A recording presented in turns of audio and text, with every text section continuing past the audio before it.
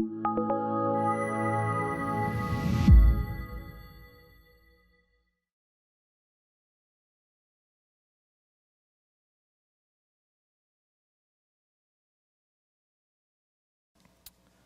11:29. By faith, the people crossed the Red Sea as on dry land. But the Egyptians, when they attempted to do the same, were drowned. By faith, the walls of Jericho fell down after they had been encircled for 7 days. By faith, Rahab the prostitute did not perish with those who were disobedient, because she had given a friendly welcome to the spies. And what more shall I say? For time would fail to tell me of Gideon, of Barak, of Samson, of Jephthah, of David, of Samuel, and all the prophets who through faith conquered kingdoms, enforced justice, obtained promises, stopped the mouths of lions, and quenched the power of fire. They escaped the edge of the sword. They were made strong in weakness and became mighty in war. They put foreign armies to flight.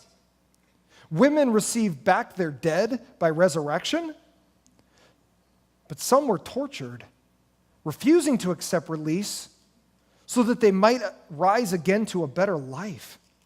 Others suffered mocking and flogging and even chains and imprisonment. They were stoned. They were sawn in two. They were killed with the sword. They went about in skins of sheep and goats, destitute, afflicted, mistreated, of whom the world was not worthy, wandering about in deserts and in mountains and in dens and caves of the earth. Underline verse 38 or 39. And all these, though commended through their faith, did not receive what was promised during their lifetime, since God had provided something better for us, that apart from us, they should not be made perfect or complete.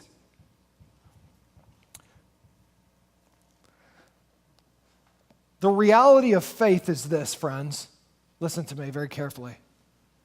The reality of faith is that it's not intellectual assent. The reality of faith is that it's applicational action. Listen, faith is not understanding. Faith is doing what you understand. Let me help you, because many of us think we've gone to church and I understand. I've been in Sunday school for 150 years. I understand your stories, Pastor Guy. Well, I would say to you, Pastor person, that faith is not understanding, faith is doing. Because anybody can understand that Satan and demons understand God better than we, but they have no faith that pleases God. Only we are able to understand and act. So let me give you the deception, right? Ready? It's possible, listen, friends, it's possible for you to come to church and understand what I'm saying because I'm giving you intelligence right now. I'm giving you information. But understanding information is not the same as acting it out in action. Faith is not understanding, although it's the beginning of faith. Faith, in its essence, is when you have to act it out. When you actually have to be the wife that God calls you to be when you have a difficult husband. When you have a wife that's nagged you for 150 years and you want to stop and go somewhere else, you go, nope, God has me in this marriage to make myself better and make my wife better. When you've got kids that are very problematic and you say, Jesus, get rid of all these children in my home.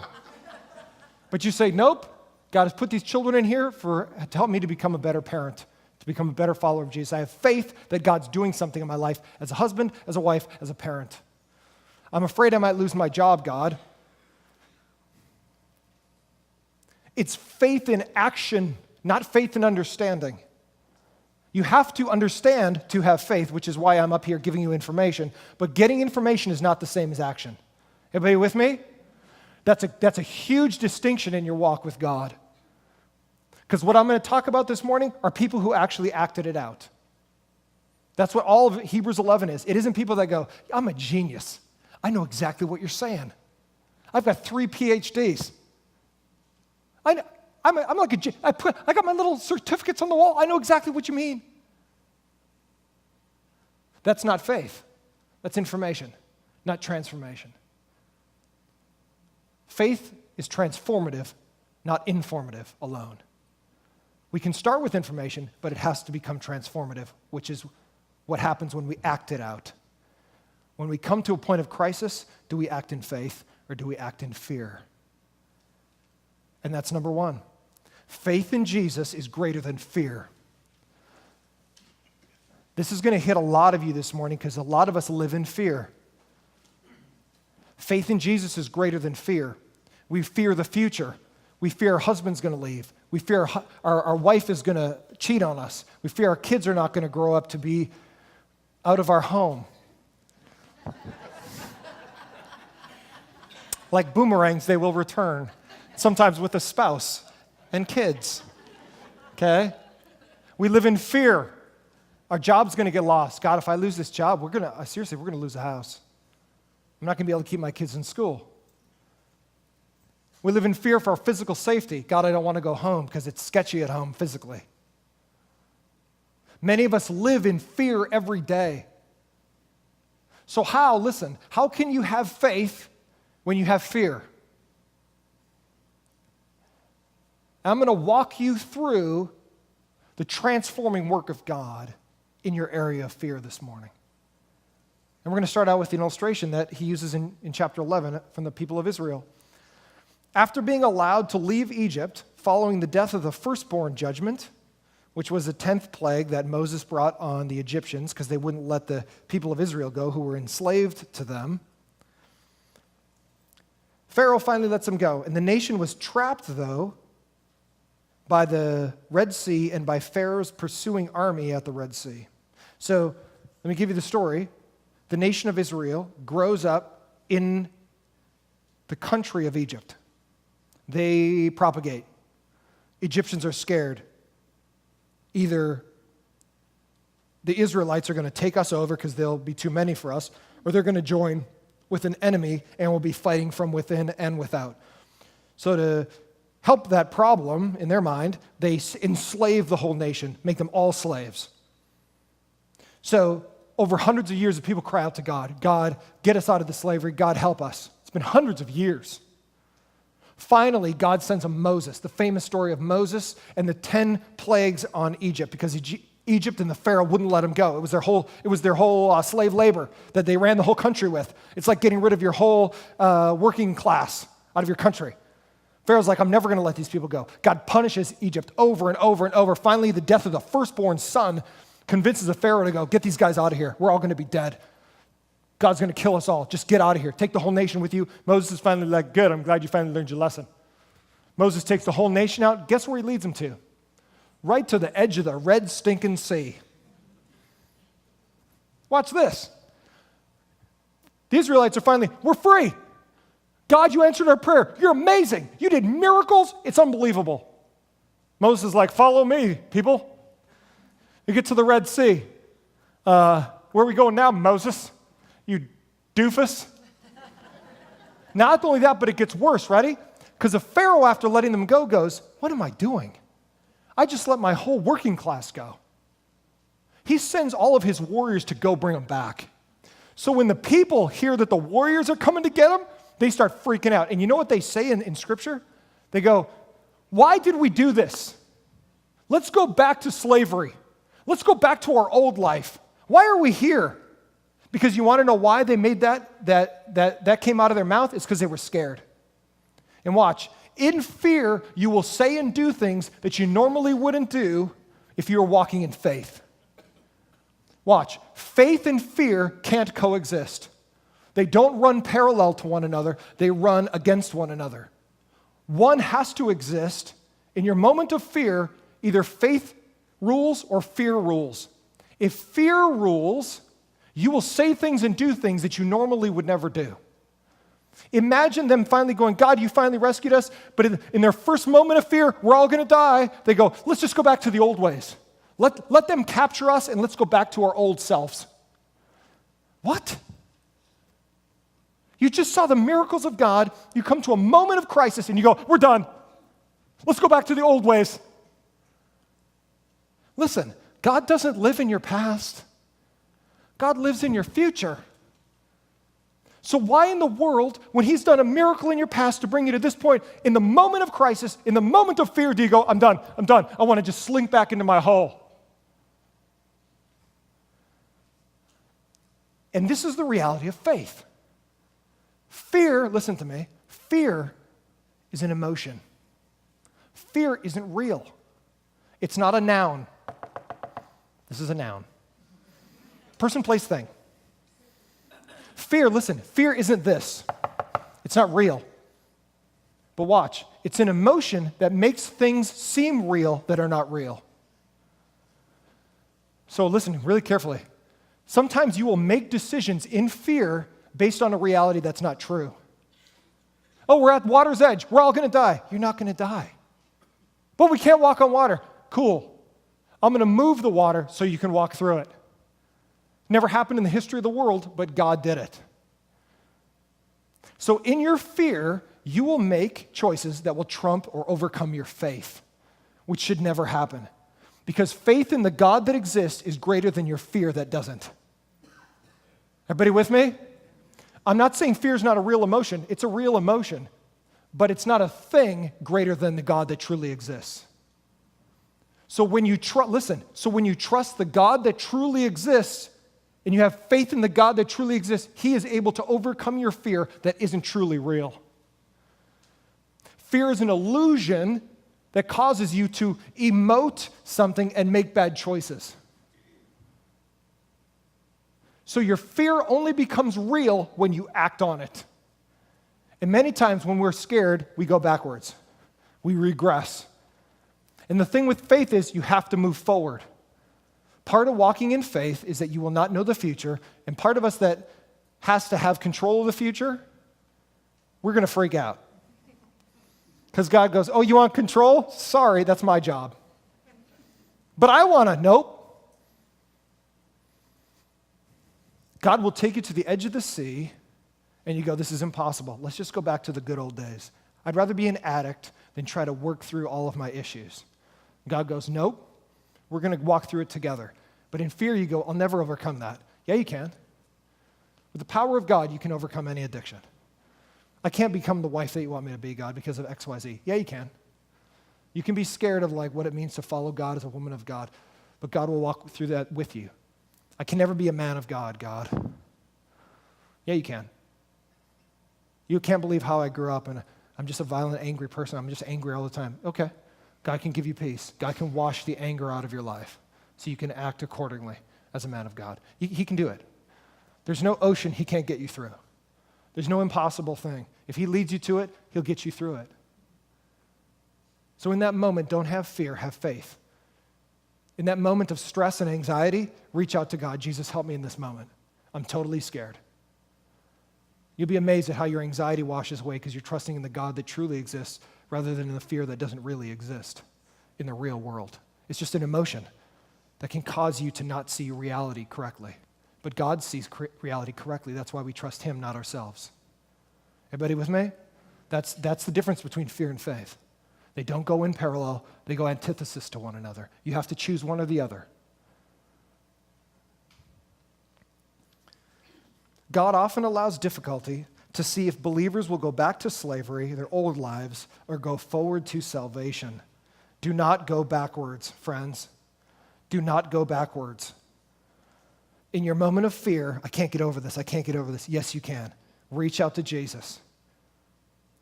Jesus, help me in my weakness. Help me in this moment I can't get over. Jesus will help you. You'll be amazed. If you know Christ, you'll be amazed how you're able to overcome things you never thought you were able to overcome. God will part the Red Sea for you in ways that you never thought. This is impossible. I can't get through this. Yeah, you can. You absolutely can. I'm not saying it's easy, and I'm not saying you won't have an emotion of fear. What I'm saying is your faith has to overcome that fear. Because the only way you're going to see the future that God wants is if you walk with God. And walking with God requires that you're going to have to walk through things that you sometimes don't understand and can't see. So in your fear, choose faith and your faith will overcome your fear, and you will learn to walk with God. After Israel, as water piled up, creating huge walls at the Red Sea, Israel crossed over on dry ground, and when the cloud lifted, the Egyptians pursued them. So God protected the nation with a huge fog wall in between the pursuing army and the nation that was backed up to the water. So anybody been through like Fresno or Baco's field? And the fog that rests in the valley sometimes? It's so thick sometimes you can't even see your hand in front of your face. You have to drive like 13 miles an hour in case you hit a cow or a combine or something when you're driving on the freeway. It's so thick in the valley. That's how God rested this thick fog. During the night, he parts the water. The whole nation walks through on dry ground. So it's hours and hours and hours of them walking. At morning, though, God lifts the fog. The Egyptians see this trail through the water, and they go, we can do that too. And they walk down into the ocean bed, and God drowned them. Because watch, the difference between Israel and the Egyptians was that one knew God, the other one just followed people who knew God. The first had faith. The second had no relationship, no faith. So the things that were true of the first group are not true of the second. That's why we don't ever want to get into the mode of going, I can do whatever I want. That looks good to me. We always walk with God in faith. Because that's the way we know this is for us, when God does a miracle for us. Faith requires testing. Faith without testing is wishful thinking. Woo-hoo! Buckle up. Many of us go, I got faith in Jesus. Oh yeah? When you get thrown in the fire, then we get to see how much faith you have, right? Because everybody's got faith as long as it's not problematic in our lives. I've got faith. Oh, I got a problem in my marriage. I knew this was going to happen. Whoa, time out. You might have problems with your marriage. You might have problems at your job. I'm not saying problems aren't real. What I'm saying is God is realer. Right? Everybody with me? So in your moment of fear, this is all turning, this is a train wreck. My whole life's a train wreck. Okay, there might be problems. Let's walk through it with Jesus. Because part of the problem is, watch, we think the past was always so much better. The only reason we say that is because we survived. It wasn't better. It's just because we're alive. We go, that was pretty good. No, it wasn't good. You were complaining about this past before you even got there. Back in this day. God brought you through, and somehow we go, I'm stressed out, let's go back. There's no reverse in Christianity. There's only forward. You get to break and go, I don't want to go any further, and then you stunt your growth, but it's always gas on for Jesus. And I just made that up. It's the first service I've used that in. So I hope that's on video. Okay. But that's the truth. You were a train wreck back in the day. Don't look back with fondness going, oh, I remember those days. Yeah, you remember those days, but you only remember the good parts. Remember those times when you're screaming out to God to help me and save me and get me through this? Well, he got you through them, so don't revert back to those old days. Let's move forward with Christ. Because the future is better than the past, and God doesn't live in your past. He lives in your future. Arriving in Canaan, so they went through the Red Sea. So this is a conflation of the whole story. They wander around in the desert for 40 years, come to the edge of the promised land, Canaan. The first city they encounter is Jericho. It's a fortified city. They're a slave population. They don't have technical weapons or anything like that. How are they going to take the city? They're not. There's no way they're going to take this city. They're not trained in war. They don't got anything going on for them. But you know what they do have? They got God. And you know what they do? They do the dumbest militarily thing you could do. They walk. God goes, I want you to walk around the city for a week. And like, walk? Yep, walk. Like around something? Yeah, I want you to walk around Jericho. Like this? You mean like this? Yep. Day 1, day 2, day 3, day 4. People on Jericho up on the wall are like, oh, super scary. You're walking. Do you got an arrow you're going to shoot? Nope. You got fire you're going to throw? Nope. You got a little rock you're going to try to throw? Nope. You're going to walk. Trying to lose some weight? Get your steps in? What are we doing here? 5, 6. On the 7th day, priests blow the trumpet, people yell, people at Jericho are going, this is a funny little joke. This is the worst military thing I've ever seen in my entire life. God rips the walls down. They all fall out, so much so that now it creates a ramp that people can walk right up into Jericho, the unconquerable city. And guess what? The only place that was not destroyed was Rahab's house, who was a prostitute in the city. She lived on the wall, had a window on the wall. She let the spies escape who were sent into the city before they marched around it. Now watch this. So the spies choose a woman of ill repute, probably because the traffic going in and out of there wouldn't be too weird. How's that for real? So they go to a woman of loose morals, and they hang out with her. People come to the door and go, hey, I see some spies in here, some weird people. Nope. She hides the spies. She lets them out through her window on the wall. She goes, when you guys take the city, which I know you will. So a prostitute has more faith in the whole city. I know you guys are going to take the city. When you guys take the city, will you spare me, my life and my family's life? And the spies go, we will spare you. The walls all fall out except for her home, her little window. They march into the city, everybody dies because they didn't surrender. That's the way it worked in ancient history. Rahab is saved. So here you have a Canaanite prostitute. Watch this. A Canaanite prostitute is the only person that has faith in that city. Rahab marries an Israelite warrior. Walk with me through this. She marries an Israelite warrior. They have kids. Israelite warrior named Salmon, Rahab the prostitute from Jericho. They have children. The lineage from the two of them ends up with Jesus. In the first chapter of Matthew, when we read our stories about Jesus' birth and everybody that's related to Jesus, Rahab the prostitute is in the lineage of Christ, which I'm going to blow your Sunday school mind right now. Everybody buckle up. Because the Son of God, listen, the Son of God, the Messiah, Jesus chose this lineage. Jesus himself has Canaanite prostitute blood. How you doing? Yes. So watch, in Matthew's lineage of Jesus, Rahab's in there. One of the only women, one of the only foreigners, and a prostitute. And let me tell you for this reason. God transforms lives. I say that for this reason, that don't look back in your past and go, I'm a train wreck, God can't use me. You wouldn't even believe the trash that gone on in my life, pastor guy. It doesn't even matter. It doesn't matter what you've done. It matters what God can do. So don't ever think of yourself, I'm too trashy, I'm too immoral, and blah, blah, blah. Those things might be true of your action, but it's not true of what could be your future with God. God can transform your life if you have faith in him. Rahab had faith, and her whole life was transformed. A guy married her, they had kids, and ultimately Jesus came from that lineage, which was through Mary. Mary was related to a Canaanite prostitute. Now, if that's not transformation in the work of God, I don't know what is. That's how faith works. Rahab was scared. One, nobody's going to marry me out of a foreign country coming in, foreign nation.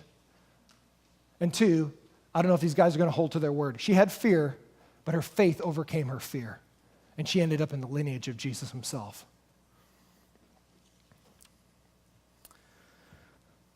If fear is the subject, faith in God must be the object. So if you have fear in your life, which all of us will have the emotion of fear, if fear is what's going on, God must be who you focus on. If fear is the subject, faith in God must be the object. Faith in Jesus is greater than your fear. Number two, faith in Jesus is greater than opposition. Faith in Jesus is greater than opposition. So the writer of Hebrews 11 tells us that there were people who were opposed, but God did miracles with them. Prophets, kings did miracles to overcome the opposition that people brought to them. After entering Canaan, after they took over the first city, Jericho, judges, prophets, and kings ruled Israel through civil and military leadership. Many were faith-filled men who were victorious in war, judged issues righteously, and trusted God, even when other kings wanted to put them to death by hungry lions and fire. So, I don't have time to go there, but Daniel, the book of Daniel chapter 3, the famous story of Shadrach, Meshach, and Abednego. If you don't know that story, look it up in Daniel chapter 3 in your Bible. But the short story is, 3 Israelites were told to worship an idol. Shadrach, Meshach, and Abednego. They go, we're not going to worship an idol, we worship God only. The king goes, false. You're either going to worship that idol or I'm going to throw you in the fire. They go, I guess we're taking fire. The king was so angry at their perceived arrogance, he stoked the fire, the oven that they were going to be thrown in so hot that the guys that took Shadrach, Meshach, and Abednego to throw them in there were overcome with the heat and they died. Shadrach, Meshach, and Abednego, who are thrown into this oven, start walking around in the oven with an angel of God. The king goes, what is this? He calls them out of the oven. They walk out of the oven, don't even smell like smoke. And the king just goes, your God is the true God. No God can save like this. Later, Daniel, who the book is written after, in Daniel chapter 6, the famous story of Daniel in the lion's den, he's an administrator in the country. The other administrators hate him because he has integrity. So he stands out, much like if you have integrity in Washington, D.C. You're going to stand out. So watch, everybody else hates Daniel because he stands up for the right thing. He can't be bought, he can't be bribed, he can't be manipulated, he can't be manhandled. So they go, how do we get rid of this guy so we can do stuff we want to do? I know, let's make a law that prohibits him from worshiping God. He worshiped God from an open window, and people could see it. And they said, we need to stop him. The only way we're going to be able to do that is to write a law, the law of the Medes and the Persians, which can't be altered. Even the king can't alter a law written that was over the Medes and the Persians. The king gets tricked into writing this law. Only people should worship the God of the Medes and the Persians, no other gods, or they'll be thrown to the lions and killed. So now he was tricked because he loved Daniel because he was a legit administrator. They see him worshiping God from his open window. They come back to the king. He needs to die. Short story is they take Daniel as an old man. They take him to a lion's den, which has a whole pride of lions. They keep hungry. They keep almost at the edge of starvation. So they'll always be ready to eat somebody. And they take Daniel to the edge, and the king goes, may the God whom you serve continually, hopefully he's able to save you. And they chuck this old man Daniel into the lion's den, shut the door. Next morning, the king doesn't sleep all night because he knows he's been tricked. He gets up in the morning. They go to the door. Daniel, has the God whom you serve continually day and night saved you? They open the door. Daniel's sitting there with lions. They can't believe it. They pull Daniel out, and he goes, I haven't done anything to wrong you. God closed the mouth of the lions. It's a miracle.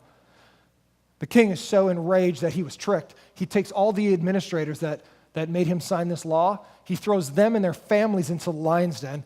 Scripture says that they were dead before they hit the ground. That the reality is sometimes you will face opposition and God will miraculously rescue you. Red Sea, God does a miracle. Flame of fire, God rescues them. Lions, God rescues you. You will face opposition and God will rescue you miraculously sometimes. We're feeling it a little bit in this country, socially. If you post something on Facebook that goes against the way other people feel, they'll write nasty comments under there. You hater, you bigot, you blah, blah, bliggity, blah, blah, blah. I unfriend you. I block you. I hate you. You're the kind of person I hate. Blah, blah, blah, blah, blah, blah, blah, blah. And all of a sudden you go, geez, I just posted what the Bible says. So we're already feeling social pressure to not stand up for godly things. We already feel that in our country. Never in the history of our country have we felt social pressure to say no or to say things that are unbiblical or immoral that are okay. We've never felt that pressure before. Now we feel it. So you will feel opposition in your life. But it may come a day when somebody goes, are you a Christian? Because you can't work here if you're a Christian. You're like, man, I put 30 years into this place. I don't care. Part of our new policy is you can't be a Christian and work here. I thought this was America. It is, and this is the new law. I have to choose between Jesus or my job? Yep. And in that moment, you're going to feel fear. Who's going to feed me? Are we going to lose a house? When am I going to feed my kids? Blah, blah, blah, blah, blah. And in that moment, you have to choose either it's going to be faith is going to overcome or fear is going to overcome your faith. Because you're going to feel opposition. All reliance moments with Jesus are preceded by resistance moments. So you're going to feel resistance before you have to learn to rely on God. Plan on it. You're going to feel people are going to hate you. People are going to reject you. People are going to unfriend you. People are not going to invite you to parties because they don't like you in the way you stand for God. Some even brought people back to life when opposed by death itself, and we see that with Elijah brought people back to dead in 1 Kings. In massive opposition, God can do mighty miracles with minuscule faith. God can do miracles even with opposition. Lastly, faith in Jesus is greater than persecution. What happens, listen to me, friends, what happens when opposition turns to persecution? What happens when people that oppose you all of a sudden persecute you? Then what? Actually, the writer of Hebrews tells us what happens. And we end this whole chapter and this service in a disturbing way, but a way that's true, in a way that's real, in a way that happens to many people in our world. Sometimes faith in God leads to victory and miraculous delivery over opposition. Yet other times, God allows opposition to become persecution where believers lose popularity, belongings, jobs, freedom, and sometimes their very lives. The death of the martyrs is the ground from where God grows the church. Here's the reality, listen to me. The gospel will never stop. God will never stop doing his work in the world. Somebody might kill me someday. I don't doubt that. I might die for my faith. But I know that God will always honor his work in the world by bringing other people to faith. In other words, there'll never come a time where persecution kills all the Christians in the world and God can't do anything. Oh, I can't believe it. Everybody's dead. What can I do? Persecution only leads to God bringing more people to the Lord. It's amazing. Truly, the blood of the martyrs is the seed of the church. That's why persecution can never stop what God is doing.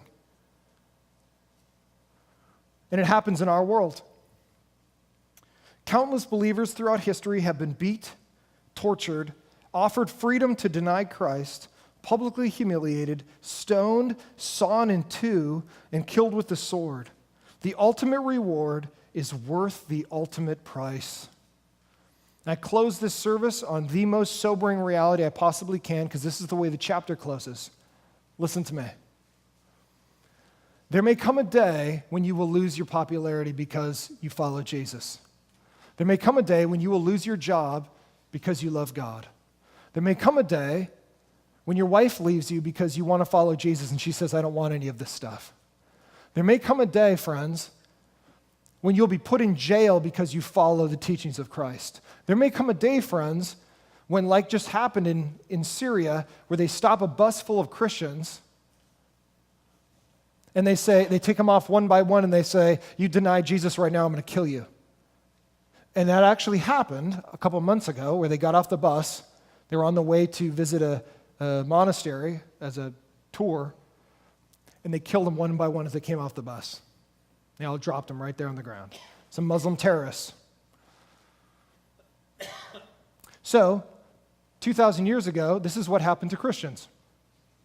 Nero, because he was hateful of Christians, he tied them to posts in a metal cage, doused them with oil, and set them on fire. And they were actually torches in around his garden at the palace in Rome. And other times they'd put them out in the amphitheater here, and they would let lions loose, and they would be for the entertainment of the crowd as they'd watch lions tear Christians to pieces and drag them around in the dirt until they were dead. But we look at that and we go, that's 2,000 years ago. Understand that happens right now. We are insulated in America. We feel a little bit of social opposition, but we don't feel persecution.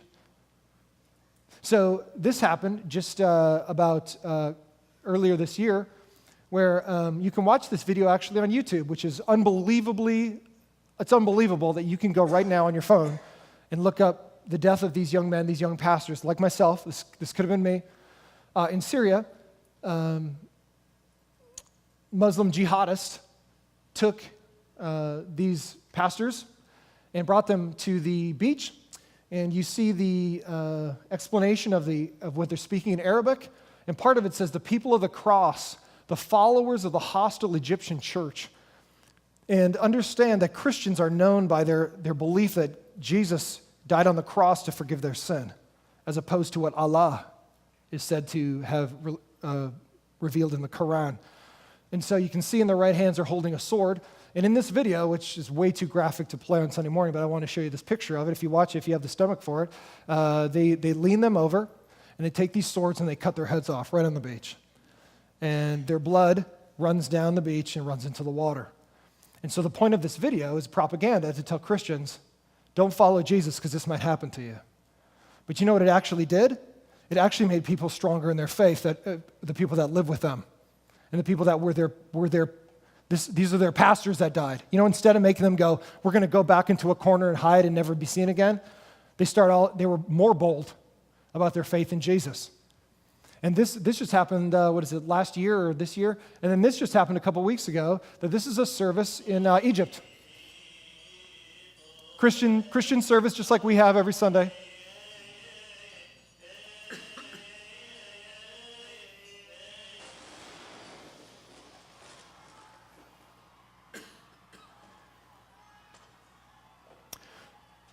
So you can go online and you can see the pictures of this bombing where there's blood running down the church, right down the middle of the church. All the pews are blown to shreds and everything like that. And the reality is, friends, and I close on this amazingly sober moment, that Christianity is not about fluffy feelings of how you feel and how it works for you. Christianity is about following Jesus, and there may come a moment where you're in fear because you have to choose between your own health and safety and your kids and your job and Jesus. We don't feel that yet. We don't feel the sword of having to choose. But many people do. More people have died in the last 100 years for Jesus than in the past 1900. So because we're insulated, don't think that, one, that it's not coming, number one, and number two, don't think that it's not real, because it is real. And so I say this to you, friends, as we close this service, that there may come a day when you will have to choose Jesus or yourself. And my hope for all of us, including myself, is that we always choose Jesus. Why? Because Jesus knows eternity. We trust Jesus for eternity. We just live this long. If we can live in faith here, we get this. And so choosing Jesus isn't about how you feel. It's about the faith that you have in the God that loves you and the God that wants your best, even if it's through difficulty.